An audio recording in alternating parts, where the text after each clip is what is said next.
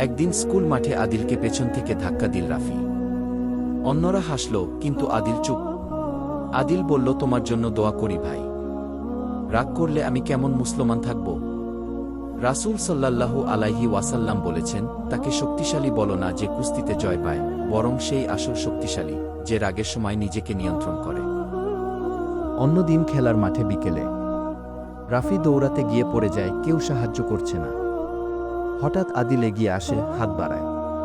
রাফি লজ্জিত মুখে বলে, তুই আমায় সাহায্য করছিস? আমি তো তোর সঙ্গে খারাপ ব্যবহার করেছিলাম। আদিল হেসে বলে, ভুল করলে ক্ষমা করা সুন্নাহ ভাই। তুমি আমার ভাই। রাফি চুপচাপ দাঁড়িয়ে আছে, আদিল নামাজ শেষে বেরোচ্ছে। রাফি শান্তভাবে বলে, তোর আচরণে আমি বদলে যাচ্ছি ভাই। আমি কোরআন শিখতে চাই। আমায় নিবি?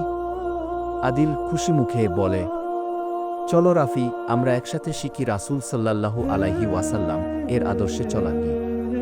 তোমরা উত্তম আচরণ করে মানুষকে ইসলামের পথে ডেকো।